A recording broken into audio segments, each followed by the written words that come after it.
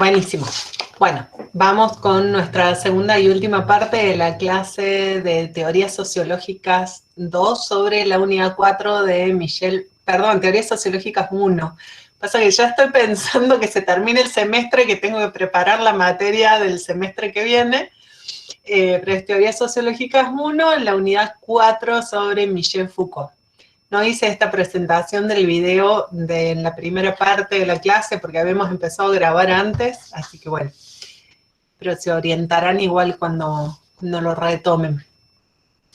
Bueno, venimos trabajando sobre estas teorías de Foucault sobre el poder. Creo que Sergio, ¿ibas a decir algo hace un rato? Cuando nos íbamos al recreo, ¿estás ahí? No, dijo que lo había levantado la mano por equivocación. Cierto. Ok. Bueno, les decía que hay también una relación de poder-saber, dice Foucault, una relación de imbricación entre la producción de saberes, la producción de discursos, la producción de sentidos y el ejercicio del poder o las relaciones estratégicas de poder.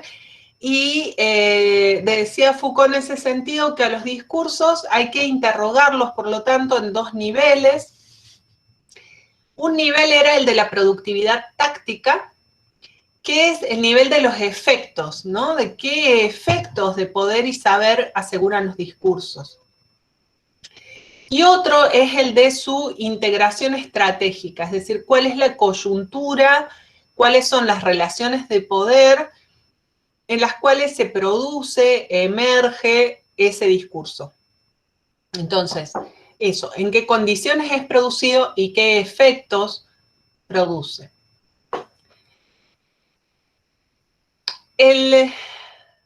Todo bien, Sergio.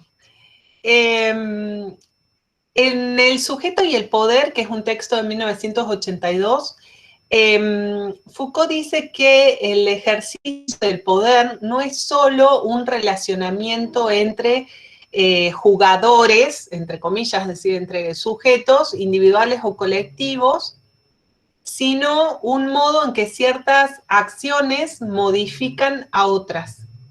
Esto también es un punto central, ¿no? El poder actúa sobre las acciones de los demás y implica, o sea, su puesta en acción implica generar modificaciones en las acciones de los demás, ¿sí? Es decir, el efecto del poder es una modificación de las acciones de los demás. Entonces, una relación de poder solo puede ser articulada en relación con un otro, esta idea de que el poder no se ejerce al vacío. Hay un otro sujeto sobre el cual se ejerce el poder, y ese otro, y este es el segundo elemento, dispone de un campo de respuestas posibles, ¿no? De reacciones, de resultados, de intervenciones. Es decir, un campo de probabilidades de respuesta para enfrentar ese poder.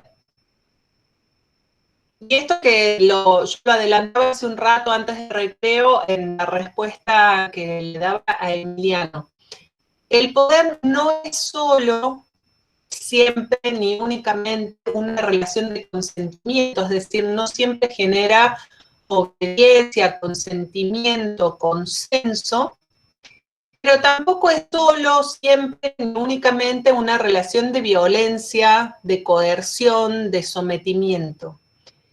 En muchos casos, en la mayoría de los casos, tiene presencia de los dos elementos. Y en este sentido, en esta visión sobre el poder, es que se acerca a las conceptualizaciones, como decía, de Weber, que lo mencioné hace un rato, pero también Gramsci, que es un autor que, bueno, que no vemos en esta materia, pero que algunos de ustedes han estudiado en sus carreras de grado, ¿no? En general, las relaciones de poder implican una articulación entre el consentimiento o el consenso y la coerción, ¿no?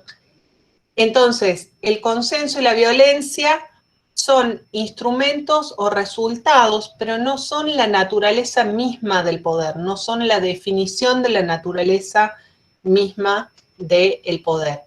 Y la idea de articulación entre consentimiento o entre consenso y coerción que trabaja Habermas para plantear a nivel macro la noción de hegemonía, bueno, Foucault plantea el mismo tipo de vínculo, pero a nivel micro, a nivel de las múltiples relaciones de fuerzas sociales, que digo, se pueden estudiar a nivel macro, a nivel meso, pero también a nivel micro. Y dice Foucault, el poder incita, induce, seduce, hace más fácil o más difícil. En el extremo, constriñe o prohíbe absolutamente. Es una forma de actuar sobre un sujeto o sujetos actuantes en virtud de sus actuaciones o de su capacidad de actuación.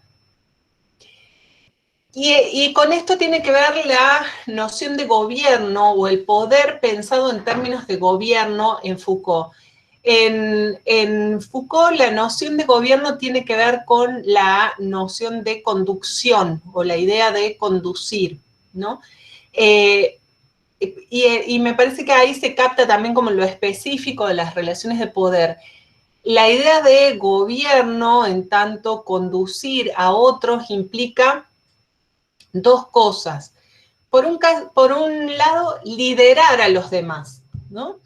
Dirigir, esperen que se sumas, compañeros. Implica liderar a los demás, dirigir la conducta de individuos o de grupos. Y por otro lado, y en relación con esto, implica también estructurar el posible campo de acción de los demás, ¿no? Manejar las probabilidades de acción de los demás. El ejercicio del poder consiste en guiar la posibilidad de acción y poner en orden sus efectos posibles, es decir, habilitar determinadas posibilidades de acción o restringir las posibilidades de acción de los demás. La idea de conducción tiene que ver con liderar a otros sujetos actuantes y con ampliar o restringir su campo de probabilidades de acción, es decir, poder intervenir en las probabilidades de respuesta a el ejercicio del poder. ¿Sí? ¿Vamos hasta ahí? ¿Sí? No. Se fueron, están pensando en economía. Hoy me voy a largar a llorar. Y no va a ser de emoción como ayer cuando me pusieron una vacuna. Bueno, y lo último que quería decirles con respecto a las relaciones de poder es que este sistema de diferenciaciones o estas relaciones desiguales de poder son condición del ejercicio del poder, pero también son resultado de las luchas de poder, ¿no? El poder incide en lo que Bourdieu va a llamar la distribución desigual de recursos, que son el fundamento de las posiciones de poder y de las relaciones de poder, justamente. Nati, ¿estás?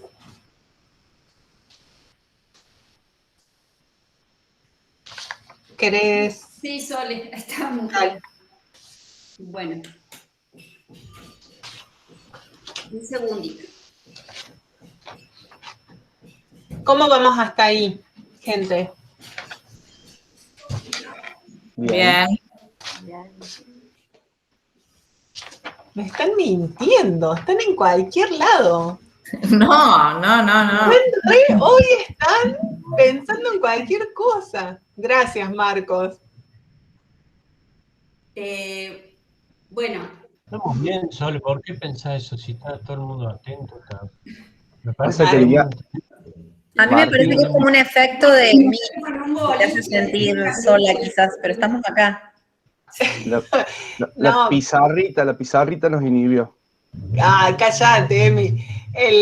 Bueno, eso sí es inhibente, pero muy atentos los compañeros, dice. No, pero el nivel de participación es diferente. Hoy están más callados. Además, les he visto, y está en la grabación, después fíjense, mírense los bostezos, los desperezos de hace un rato. Que eso es lo bueno, digo, eso es lo bueno de tener las cámaras prendidas. Dale, Nati, perdón. Bueno, les vamos a compartir ahora un videíto de la Comisión para la Memoria, con la idea de que veamos ahí, veamos a ver qué podemos distinguir de las distintas relaciones, de los distintos tipos de relaciones de poder. Si ustedes, de las que mencionaba recién la Sole, que mencionaba las distintas características del poder como poder negativo, pero también cuáles son o qué es lo que podemos distinguir de la parte de la creatividad del poder. ¿Me avisan si lo ven, por favor? A lo mejor algunos ya lo conocen al audiovisual.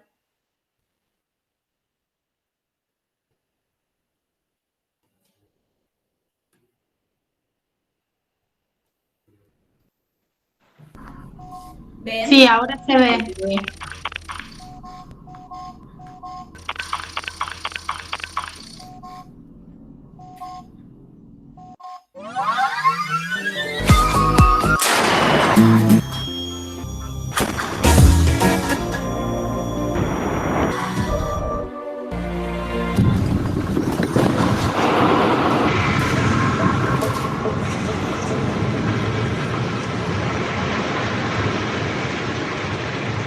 Dicen que vivimos en peligro, que son muchas las amenazas que nos acechan: el terrorismo, el narcotráfico, la delincuencia. Dicen que solo ellos pueden cuidarnos.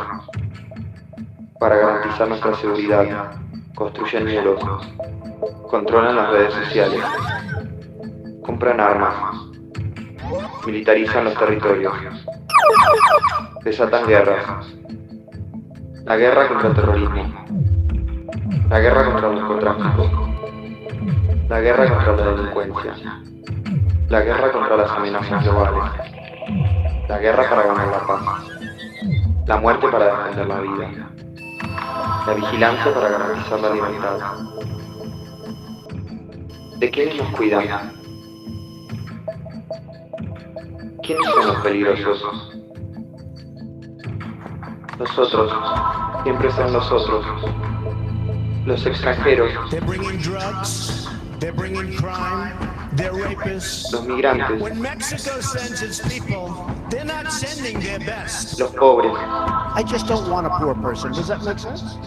los musulmanes.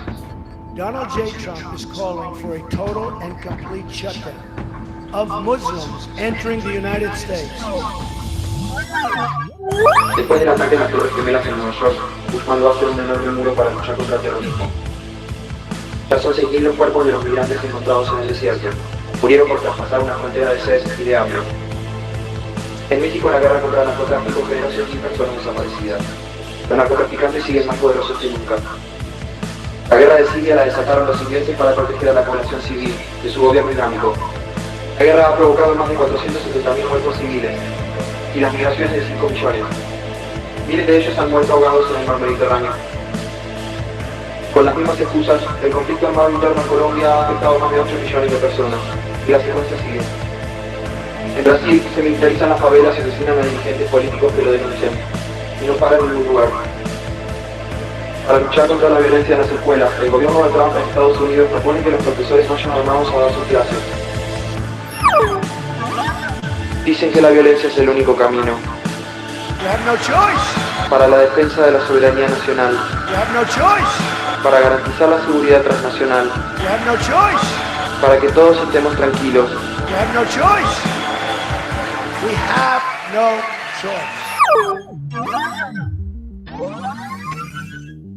La llaman la doctrina de las nuevas amenazas. ¡Claro que se puede! En Argentina, esta doctrina ya tiene quien la defienda. Dicen que vivimos en peligro, que son muchas las amenazas que nos acechan.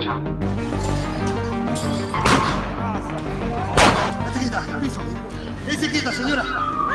todo el tiempo haciendo ataques violentos en el sur del país. El terrorismo, el narcotráfico, la delincuencia. Que hoy, que tal vez donde entran 15 hay 30, pero la verdad que yo sigo insistiendo, prefiero que los delincuentes estén adentro, aunque estén apretados y no estén afuera perjudicando a la gente.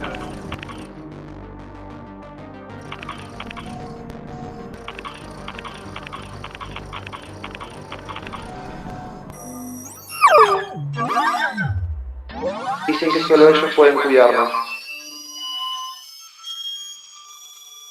Para garantizar nuestra seguridad, compran armas, militarizan los territorios. ¿Qué hace un policía cuando tiene un chico de 8 años manejando un arma? ¿Cómo se procede? Controlan las redes sociales. El jueves, cuando llegué a casa, me encontré con muchos policías federales de civil, digamos, que con una orden de allanamiento a mi nombre. Reprimen la protesta. Persiguen y matan a los mapuches. Alientan la muerte. Entonces, del Estado de Derecho también tenemos que estar dispuestos a todo para enfrentar este flagelo. Esto no es nuevo.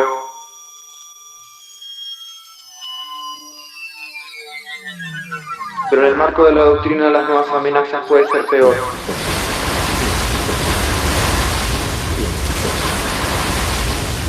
Honestamente yo no creo en eso. Yo creo que para que nos pueda cuidar nosotros tenemos que darle las herramientas para que ellos puedan actuar. Los derechos humanos son un problema. La ley es un obstáculo. Una fuerza de seguridad tiene que defender a los ciudadanos. La Constitución, papel pintado. La orden que tiene en ese caso un policía es hacer cesar el delito. No es el delito que ya pasó, es también el delito que esa persona puede cometer matando a otro en el camino. Vida libre a la policía. Que viva la pena de muerte. Hay que matar al que mata. Hay que matar al que roba. Todo sospechoso es culpable. Los migrantes son delincuentes. Los pobres son narcotraficantes. Los pibes son chorros. Paremos la máquina. ¿No hay otra forma de vivir seguros? ¿El único camino es la violencia? ¿El único problema es la delincuencia? En los últimos años, el presupuesto en seguridad subió tanto en Nación como en la provincia de Buenos Aires.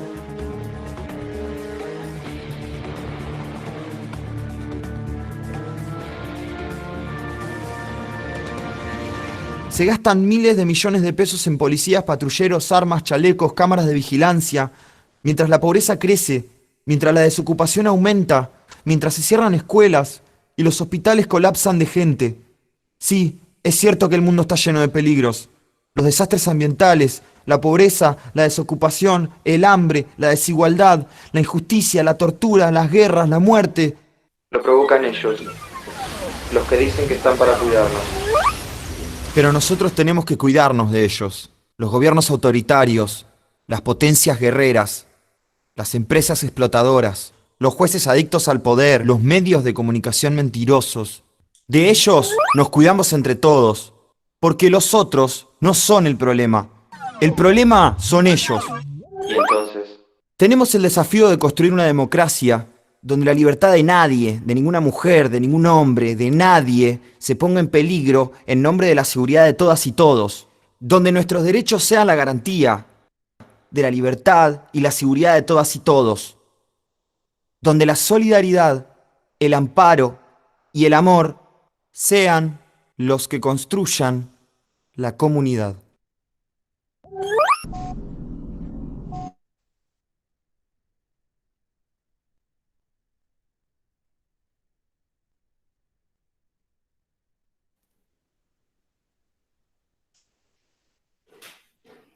Bueno,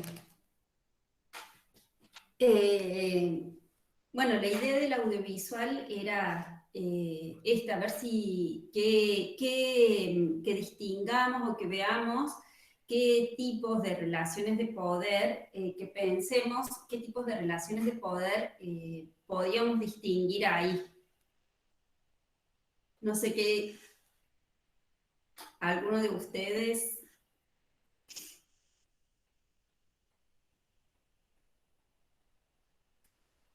¿Qué podrían decir? ¿Qué tipo de relaciones de poder podrían distinguir, ya sea en sentido negativo o en sentido creativo?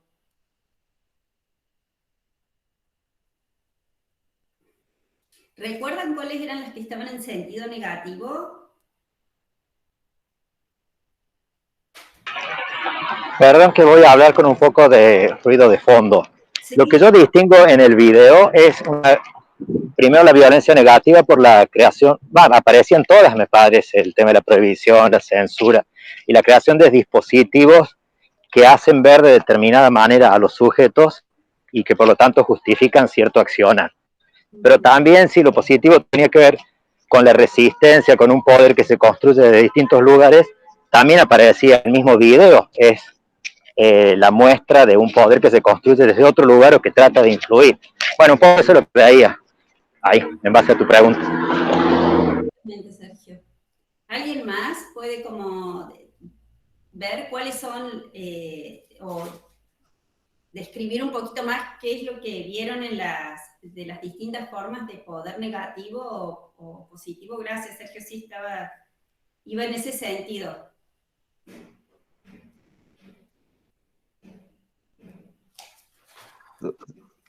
No sé si tengo un mal internet. Sí, Voy a intentar. Ese es de 2018 o 2019, no me acuerdo, de la Comisión Provincial de Memoria de Buenos Aires. Sí. Lo charlamos desde acá de Córdoba, diciendo que ahí tenía un desfasaje contextual entre temporalidades de gobiernos nacionales, provinciales, etc. Eso al interior del video. Respecto a tu pregunta, Natalia, me parece que la dimensión productiva de sujetos de la relación de poder o lo negativo van de la mano. ¿Qué quiero decir? Mientras se va produciendo un sujeto peligroso, una otredad sin derechos, los terroristas mapuches, en el caso de Argentina, o los musulmanes después del 2001, eso mismo va generando resistencias de esos sujetos, de esa otredad indefinida además, como fue la dictadura, que va generando resistencia como las madres, de quienes escapamos de esa definición. Entonces la positividad y las resistencias, productivamente hay una construcción de un sujeto altamente peligroso que justifica toda la reducción del concepto de seguridad a la seguridad punitiva. Y a su vez, propositivamente hay un ejercicio de poder en las calles, de resistencia a esos recortes de derechos. Entonces, no sé si me explico, como que van de la mano. La positividad, la negatividad, los ejercicios represivos y las resistencias van en qué contenidos son los que estamos jugando. Y me parece que hace mucho tiempo uno de los desafíos más grandes de nuestra democracia es ampliar el concepto de seguridad social, no solo a su dimensión represiva punitiva, sino a todas las políticas públicas que nos incluyan como sujeto de derecho. Eso es partir una punta. Sí. ¿Se entiende? No sé si se entiende. Totalmente, y tiene que ver con lo que comentaba Sol en la clase, de esto del poder, que para que se dé el poder negativo, o para que se den estas formas de poder, tiene que haber un otro, digamos. Es una cuestión de relación, digamos. El poder creativo va a surgir también ante un poder negativo que se está dando. Es una cuestión de relación, es una cuestión relacional, sí, totalmente, se entiende. Y respecto al otro que decía, sí, en el video lo que había era que mostraba formas de control bastante extremas, digamos. Por ahí teníamos otros ejemplos, pero no tenemos tiempo para ponerlos, que también tienen que ver con otras formas de control que no sean tan extremas, pero que están relacionadas a lo legal, a las normas, a la imposición de leyes, y formas de control social como bueno, se han dado tantas en Córdoba, las que mencionaba la Sole, del control, se me fue el nombre de bueno. De los barrios ciudades también en Córdoba. Barrios ciudades, sí, no, pero se me fue el nombre de esta ley, bueno. El código de faltas. El código de convivencia, o sea, el llamado código de faltas, que después a raíz de toda esta cuestión se cambió el nombre y se llama, bueno, ya hace bastante, Código de Convivencia, y es más, se saca de la esfera policial y se lo lleva directamente al Poder Judicial, Claro. ¿no? Porque antes, imaginen que antes juzgaba, detenía todo la policía. Claro. Bueno, ahí está como ese ejemplo también nos servía para ver cómo funcionaba como dispositivo del poder, ¿no? Como un dispositivo que funciona y que se disemina por todos los distintos niveles, ¿no es cierto?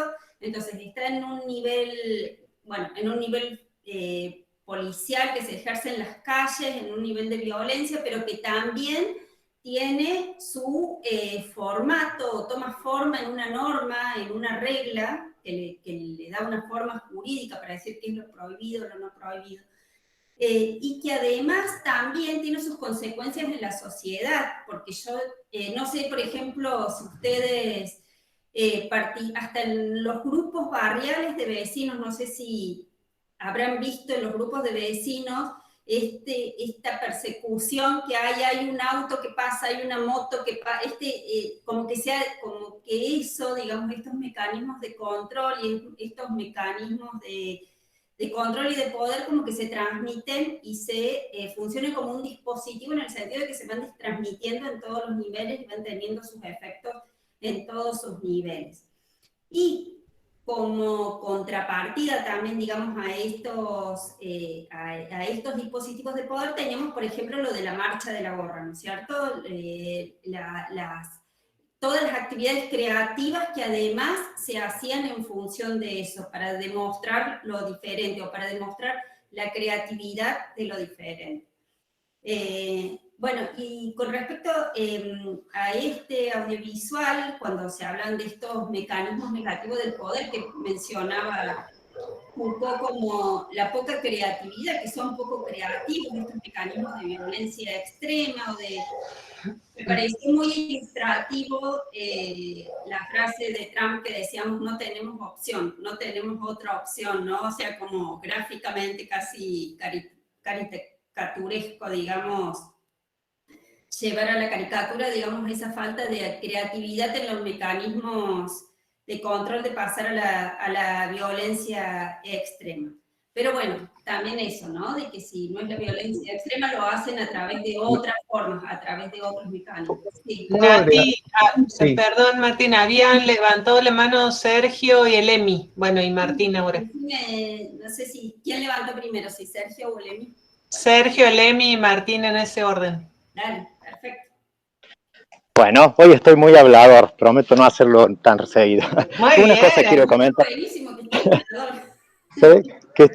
Pero esto a ver, me parece que todos los ejemplos tienen que ver con el modo en que ejerce el poder el Estado, pero cómo aparece eso en relación con otros dispositivos de poder a los cuales el mismo Estado trata de resistir o en todo caso se articula. O sea, los ejemplos de Macri tienen que ver con un Estado que cede a poderes que se implementan, que ya han generado un determinado tipo de sujetos con otros dispositivos, los mismos celulares o la misma educación o lo que sea, y entonces, bueno, hay tener un Estado que claudica o que es en función de otros, como de otros poderes mayores, y hay otros estados que tratan de resistir y que también, o sea, es como que cuando es el Estado el que ejerce el poder es más claro visualizar la construcción de leyes, aparatos administrativos, dispositivos. Pero las otras instancias que me parecen más significativas, que son transnacionales y que ejercen un verdadero poder sin ejercer ningún tipo de violencia concreta, sino que es simbólica en todo caso, digo, también lo quería plantear como un tema interesante, porque si no pareciera que el Estado, porque yo creo que el gran problema actual es que el Estado quede fuera de toda discusión como un instrumento que pueda salvar la situación o que pueda como generar resistencia. Como que tendríamos que defendernos de los aparatos del Estado por ahí. Y por ahí puede ser el revés. No sé, es una pregunta que tiro.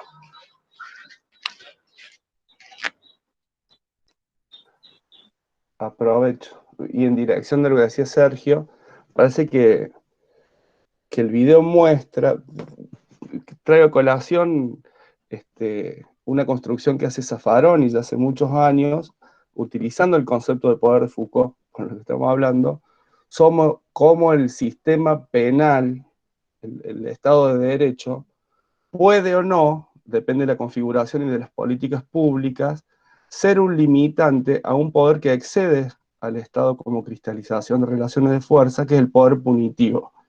Y ya hace más de 30 años que Zaffaroni dice que este ejercicio de poder punitivo no solo lo hacen las instituciones públicas, sino centralmente algo de quienes venimos de comunicación, la construcción de este otro negativo, o este otro que porta toda la negatividad de lo malo, y que por eso en última instancia es eliminable. Muchas veces el Estado de Derecho, las reglas de procedimiento, como las que no cumplió Chocobar, para hacerlo concreto, son las que podrían poner límite a ese ejercicio de poder indiscriminado. Digo, para complejizar, y yendo a lo de Sergio, y seguro Martín y otros compañeros y compañeras, debates actuales sobre quién es el que viola los derechos humanos, por definición, desde los años 40 para acá, que es el Estado por acción o omisión, están poniendo en tela de juicio, con esta idea de omisión, la inactividad o no del Estado frente a poderes multinacionales que vienen, extraen riquezas, y donde las relaciones de fuerza, para volver a usar a Foucault, no dan para imponer cierta reglamentación a la extracción del capital sin ningún tipo de regulaciones, etc. Bueno, quería que el video también, digo, es claramente, mayoritariamente las imágenes que se eligen muestran el poder represivo del Estado, legítimo y ilegítimo, pero en el caso Chocobar te pone la contradicción en que como las mismas autoridades públicas elegidas por el pueblo en un momento histórico son las que intentan romper esos otros ejercicios de poder que están claramente, que tienen un procedimiento muy claro, cómo debiera actuar las fuerzas de seguridad, y que tienen límite en el ejercicio nada más y nada menos que el de las armas. Si no, va lo mismo que estoy de temprano, hay una lectura neoliberal por izquierda de Foucault que es muy peligrosa porque pareciera decir que cualquier ejercicio de poder, que es algo que vos, Nati y Sole toda la tarde se aclararon a decir que Foucault no dice eso, cualquier ejercicio de poder en sí mismo es malo o bueno.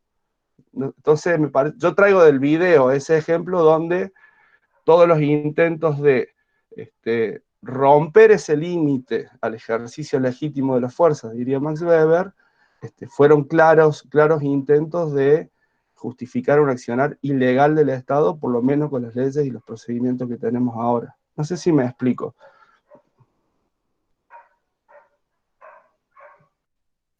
Sí, Emi, sí te explicas.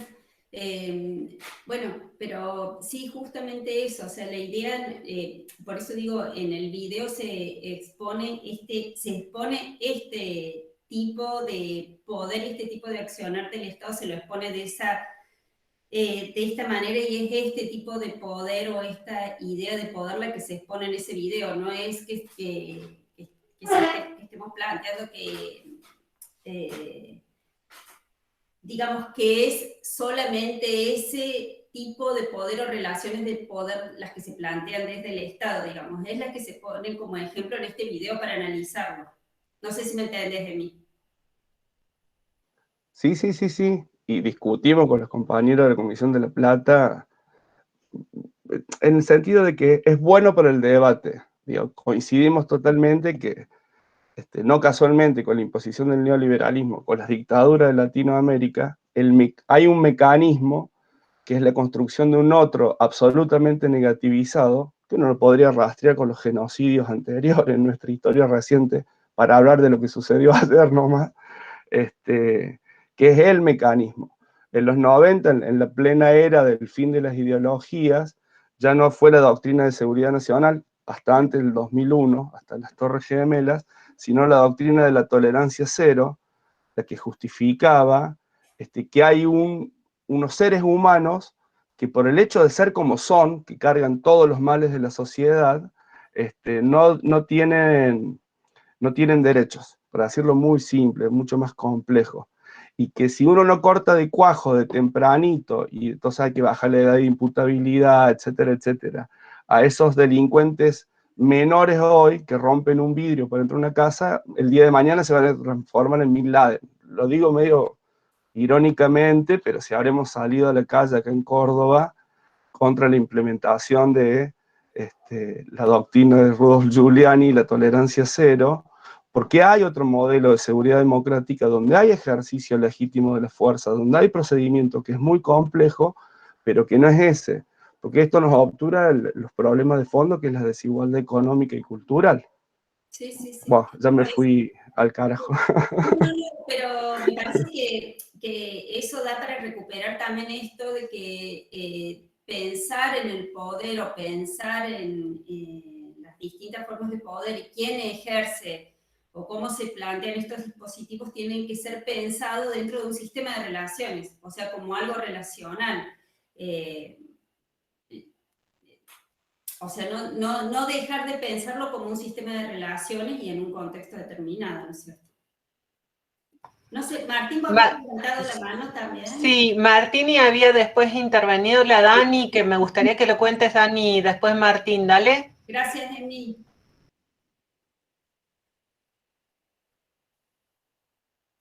Dani, no sé si está... No, dale, Martín, que vos habías pedido la palabra primero y después la Dani. Y capaz que después yo.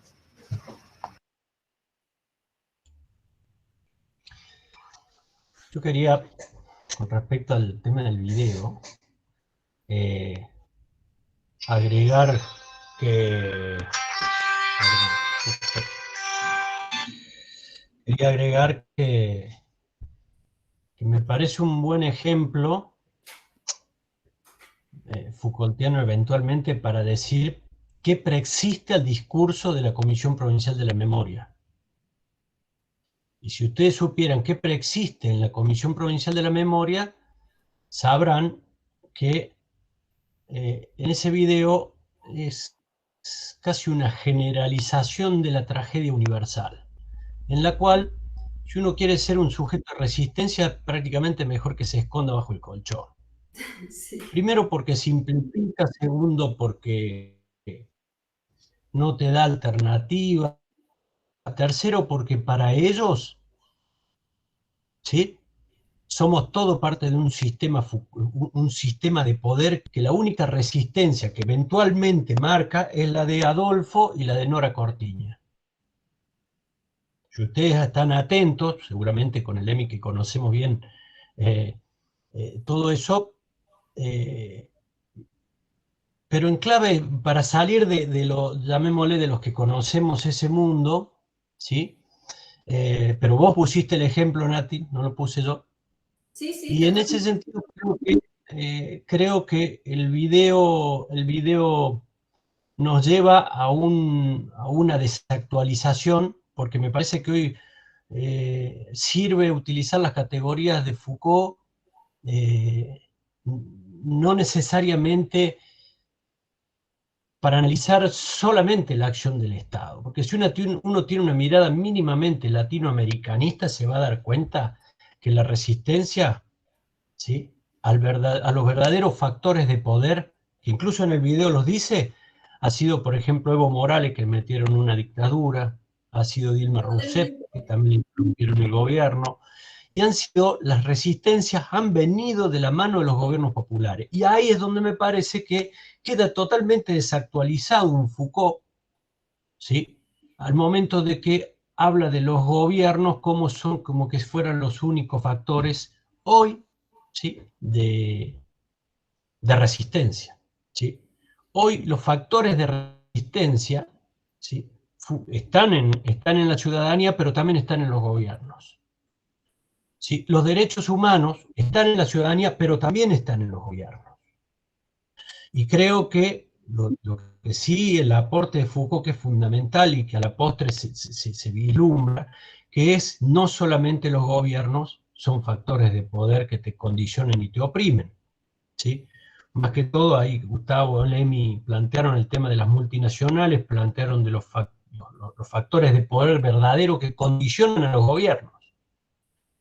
Y si uno ve el G20, cuál es la agenda que están teniendo hoy el concierto de las naciones, mínimamente las que están en Naciones Unidas discutiendo, nos vamos a dar cuenta que realmente los gobiernos democráticos están en una condición de tanta debilidad frente a los factores de poder reales, y que esa relación, ¿sí? Creo que en estas clases también se pusieron los ejemplos, ¿cómo puede ser que el gobierno de China, Rusia y Estados Unidos piden liberar patentes para el tema y no se logra?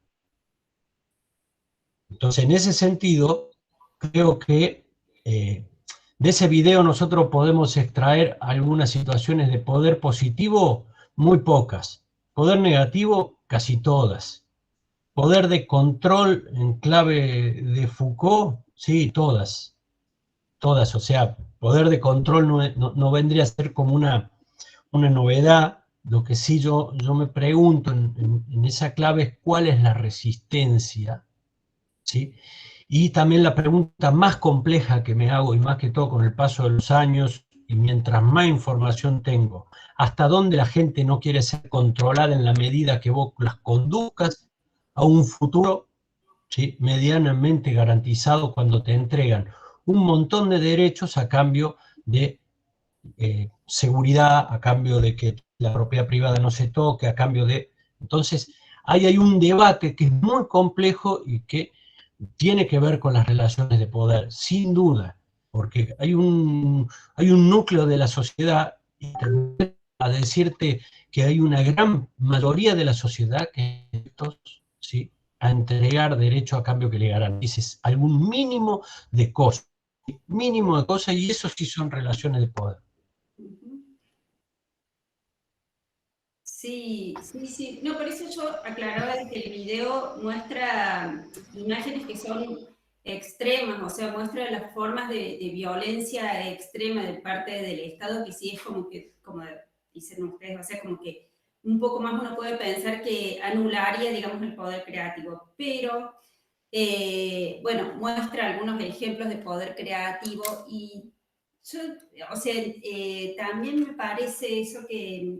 para pensarlo, ¿no? Por eso todo esto es para pensarlo, no para ponerlo como un ejemplo de lo que es así, ¿no? Sino para reflexionar, pero sobre esto que comentás vos, Martín, de los gobiernos latinoamericanos que han demostrado, yo creo que en algunos de estos gobiernos latinoamericanos se han cristalizado algunas formas de poder creativo que vienen desde la ciudadanía, digamos, como ha sido la ley de comunicación, por ejemplo, muchas otras cosas, y que también en términos relacionales, incluso la ley de legalización del aborto, incluso en el marco del gobierno que se dio, por qué se dio, que era lo que planteaban antes, por qué se dio en ese marco, pero digamos, también como que se cristalizó en una norma, pero a partir del poder creativo que se fue dando, digamos, a partir de la participación de la sociedad civil, digamos. Y creo que esas son condiciones que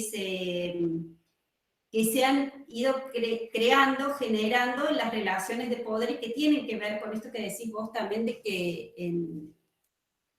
por ahí no ver el Estado también tiene formas de... no solamente como formas de poder negativo, y hay que ver en ese sentido a qué le llamamos poder negativo, porque también la norma, lo que regula, lo que dice que sí, lo que dice que no, es una forma de poder que controla, pero no siempre puede ser negativo, o sea, desde donde lo pensemos. No sé, Sole, ¿vos querías decir algo? No, que la Dani había hecho un comentario en el chat y que me parecía bueno que lo expliques, Dani. ¿No estás? Sí, capaz, acá estoy. Capaz es irnos mucho del tema, porque es algo incluso que ni siquiera aparece en el video como en estos términos, pero sí pensaba en relación a lo que pensaba Sergio, creo que era antes, en cómo sacar del eje de la discusión a lo estatal o a lo gubernamental para pensar el ejercicio del poder y la resistencia a ese poder, que pensaba que lo que incluso Foucault plantea en torno a la sexualidad y a la norma sexual podía ser un buen ejemplo, que no necesariamente se instituye a través del Estado, sino que el Estado es una de entre múltiples instituciones que regula o intenta controlar la sexualidad de los sujetos. Por ejemplo, pienso en la heteronorma como un sistema, como una norma para regular el deseo sexual o afectivo de los sujetos, que no necesariamente se imparte desde una ley, porque no existe, al menos en nuestro país, leyes que nieguen la homosexualidad o la bisexualidad o otras formas de ejercer la sexualidad, pero sí, cultural y socialmente, está como de alguna manera aceptado o permitido o se asume como de alguna manera naturalizado que a las mujeres nos gustan los varones y los varones las mujeres, incluso de esa manera binaria, sin aceptar otras múltiples maneras de ejercer y ser sexualmente. Me parecía que era un buen ejemplo para sacar del eje al Estado en sí mismo como, bueno, eso, como ejercicio del poder desde arriba hacia abajo. ¿Sí? Buenísimo, Dani, gracias. Vale, Will, ¿quieren contar también lo que pusieron en el chat o ampliar o...? No, yo muy brevemente, que me había, digamos, hecho un poco de ruido en el video que vimos, esta tan tajante diferenciación entre ellos y nosotros, o sea, ellos, digamos, los que ejercen el poder desde el Estado y nosotros, la ciudadanía, porque, bueno, como decía Martín, con los ejemplos de la política en Latinoamérica, podemos ver que desde el Estado, o sea, ese ejercicio de poder no siempre tiene las implicancias y las características que se ven en el video, o sea, cuyo extremo es Trump hablando de los migrantes. Era eso, nada más, o sea, agregarlo. Sí, sí. Will. Sí, yo cortito igual, coincido, decía, con lo que planteaban Martín y Emiliano, porque nosotros hemos visto como muy de cerca cómo se ha transformado esa relación de manejo de poder. El año pasado veíamos a un ministro de gobierno que salía con las esposas amenazando a la gente de detenerla, ¿no? De cazarla. Ahora está detenido en Estados Unidos por corrupción, pero ha quedado como muy manifiesto, ¿no? Esa diferencia de ese término que entiendo que es del cómic del Eternauta, ¿no? Que es el famoso cómic que tienen ustedes, de los otros, ¿no? Entonces, sí, cómo ellos, o cómo los otros han manejado, se emplazan frente a esa relación de poder, ¿no? Gracias, gente. Yo quería hacer como dos puntualizaciones. Una es que, hay una diferencia, como suele haber en casi todos los autores en sociología, entre lo que dicen en sus teorías sociológicas propiamente dichas y lo que dicen en sus intervenciones públicas y más políticas. Foucault, como en ese debate con Chomsky, y además con una herencia muy fuerte, el mayo francés, hay una impronta que ustedes identificaron bien, de fuerte crítica al Estado y de allí también esta teoría que trata de desmontar que el Estado no es el único que ejerce el poder desde arriba. Pero digo eso en términos de intervención política, pero en términos teóricos, justamente está diciendo que el Estado no viene solo de arriba, sino que hay múltiples relaciones de fuerzas sociales. Entonces hoy no identificaría tampoco solo a las multinacionales, digamos, o pondría esas formas de ejercicio del poder dominante en el marco de relaciones de fuerza con los gobiernos, por ejemplo, esto que planteaban ahora, por ejemplo, con la discusión de las patentes y con tantos otros temas, pero también con movimientos sociales, con movimientos ciudadanos y demás. Digo, a nivel a nivel teórico, por un lado es importante seguir teniendo presente eso, y lo otro es que esa idea de poder negativo y positivo, o sea, capaz que también yo elegí mal los términos, porque positivo y negativo nos lleva como muy rápidamente a asociarlo con lo positivo y negativo en términos ético-políticos. Tiene que ver no con lo que pensamos en términos ético-políticos de los actores y del tipo de políticas que se impulsan y el tipo de actos y de acciones que se impulsan, sino con esta idea de si es un poder restrictivo o es un poder creativo generador. Digo, hay también actores conservadores, reaccionarios, autoritarios, etcétera, que ejercen formas de poder creativas, ¿no? Digo, en términos teóricos, eso, digo, era como puntualizaciones. Bueno, y para terminar, ¿se acuerdan que el último eje de trabajo de Foucault, decíamos en los años 80, es alrededor de la noción de sujeto? Es decir, así como en un momento dijo, bueno, mi teoría no era solo sobre el saber, sino sobre el poder. Bueno, después en los 80 dice, bueno, no era el poder lo que me interesaba, lo que yo estaba tratando de conceptualizar era el sujeto.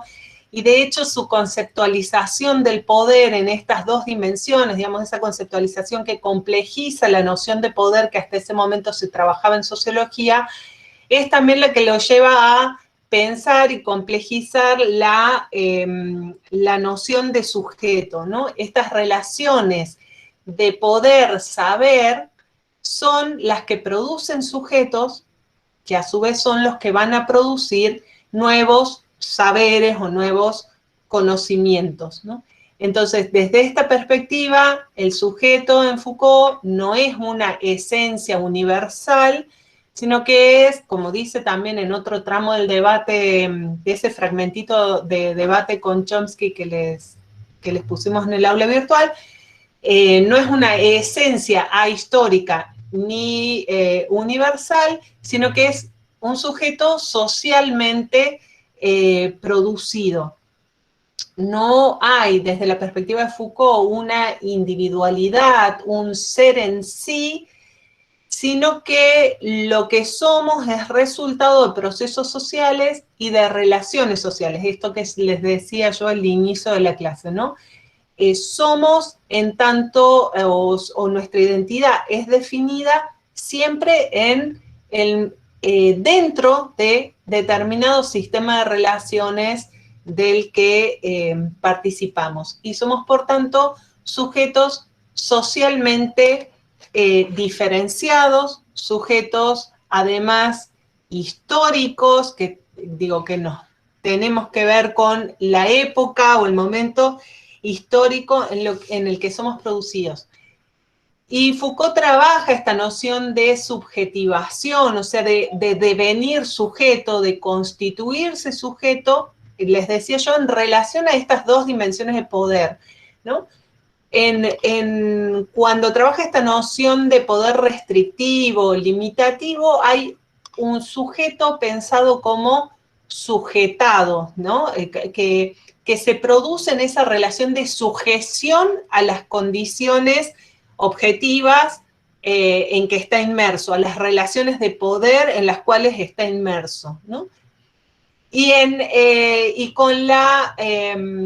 con esta otra visión de poder en sentido productivo, creativo, habilitador, es decir, habilitador ¿en qué sentido? En que el poder con el que contamos es el que nos permite o nos amplía el espacio de posibilidades de acción que tenemos, nos amplía las probabilidades de cursos de acción que podemos tomar, ¿sí? En ese sentido es habilitador, o sea, cuanto mayor es el poder que concentramos, más abierto tenemos ese campo de probabilidades, más capacidad de opción o posibilidades de opción tenemos.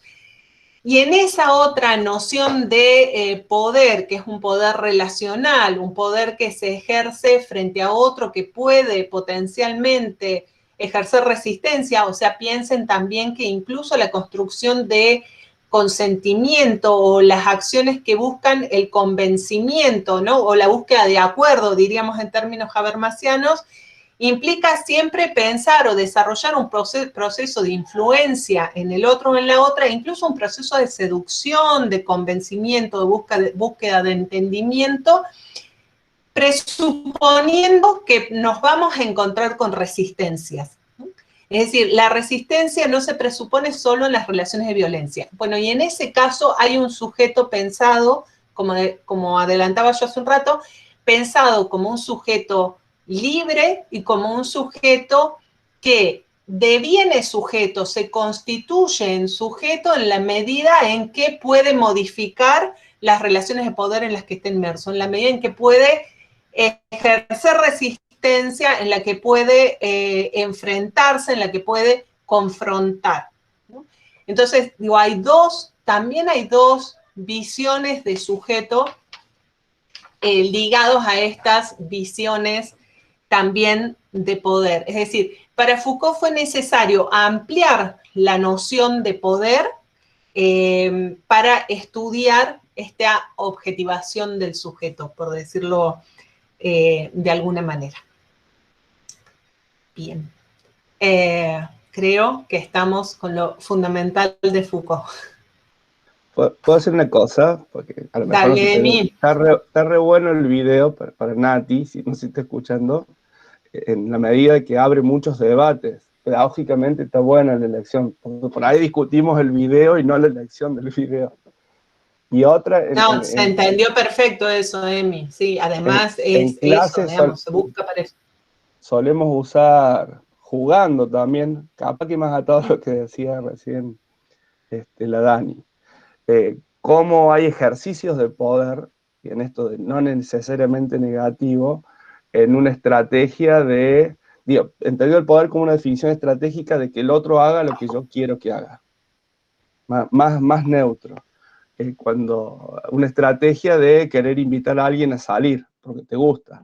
El otro puede decir que sí, que no, que tal vez, entonces la estrategia de qué palabras usar, etcétera, etcétera, es un pensamiento del poder de esto que abre Foucault. Parece más trivial, en todo caso, frente a la respuesta de ese otra, es donde se va a ejercer la modalidad de cómo, si sigo desarrollando con más o menos fuerza, esa estrategia que hago frente a la respuesta del otro. Digo, para sacarlo solo de las cosas grandes, y a mí lo que más me gusta es que justamente el tipo estalla y dice, el poder no está en un solo lugar, ni solo el Estado, ni las multinacionales, hay poder en la relación pedagógica, hay poder en las relaciones amorosas, y eso en sí mismo no es ni bueno ni malo, es cómo se ejerce en la relación frente a ese otro que uno no sabe qué respuesta va a tener, dónde se juega, si es más autoritario, más disciplinador, más creativo y liberador. No sé si me explico. Pero jugamos mucho con estas estrategias de seducción como un ejercicio de poder. Totalmente, por eso hice énfasis, digo, lo reiteré varias veces a propósito. En el mismo sentido, Emi, gracias. Y otra cosa, Nati, también me sumo a la aclaración con el tema del video, que está muy bien. Lo que pasa es que los que militamos y los que tuvimos o tenemos alguna función pública, ¿sí? Siempre tratamos de buscar la salida.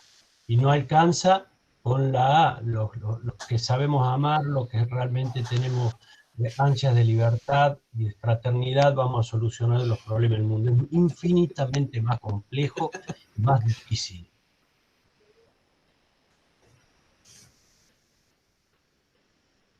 Buenísimo. César. Sí, básicamente... Perdón, podría decir una cosita, estaba muteada, estaba hablando pero estaba muteada, disculpen. No, lo que les estaba diciendo es que justamente la idea del audiovisual es eso, generar una instancia de reflexión y de crítica, digamos, y de cómo se ponen en juego las categorías ante los distintos materiales, porque esa es una propuesta, digamos, de la Comisión Provincial de la Memoria que plantea eso así, y justamente los materiales son para reflexionar y criticar y ver cómo ponemos en juego las categorías teóricas. Este audiovisual como otros materiales también, no es porque los elijamos porque nosotros estemos o no estemos de acuerdo con los distintos materiales, sino es eso, jugar con las categorías teóricas. Gracias. Bien, básicamente, bueno, mi idea era, cuando hablabas vos de lo que es el poder limitante, más que nada la cuestión de la censura, de eso como que no se nombra, de lo que se borra a través del lenguaje, y bueno, es inevitable, digamos, pensar en lo que es toda la discusión alrededor de lo que es el lenguaje inclusivo, y cómo todavía sigue habiendo la resistencia de algunos sectores respecto a ese seguir borrando o seguir ocultando quizás estas diferencias o estas diversidades sexuales, ¿no? O sea, digamos, me parece como un ejemplo muy claro de lo que es el poder que va desde abajo hacia arriba, digamos, escapándole quizás a esta idea solamente el poder del Estado, ¿no?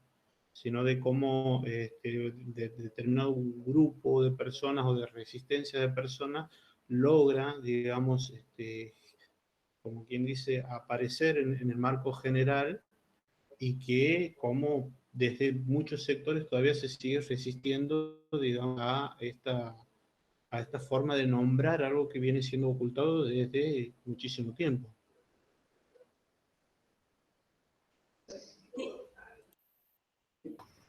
No, y lo que decís, César, que son formas también que se van instaurando culturalmente, a pesar de que, por ejemplo, en lo que decís vos del lenguaje, a pesar de que normativamente por ahí en normas, en reglas no se ha aceptado, sí se va instaurando culturalmente, digamos, ahí también hay esto de que el poder creativo se va imponiendo y que está en distintos lugares, aunque no se institucionalice, por ejemplo, en todos los espacios, o aunque algunos espacios del Estado también dejen o no que le den o no curso a eso.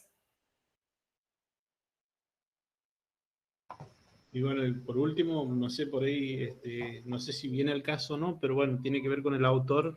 No sé si estaban al tanto de la denuncia o de las publicaciones que decían sobre el accionar de Foucault en los años 60, y bueno, también esa discusión al mundo, digamos, que lo piense y repiensa Foucault, también visto desde el mismo Foucault, y es como que queda pendiente toda su producción cuestionada también desde ese lugar, ¿no? Desde lo ético, básicamente. No sé si tienen más o menos referencia a lo que me refiero. Sí, sí. Sí, las denuncias por pedofilia. Claro, exactamente, por Wittmann. Y que no son solo las denuncias de pedofilia ahora, sino también, digo, me parece que también van en la línea de las denuncias y las críticas de su comportamiento cuando le diagnosticaron el VIH, digamos, incluso con su propia pareja en ese momento, ¿no?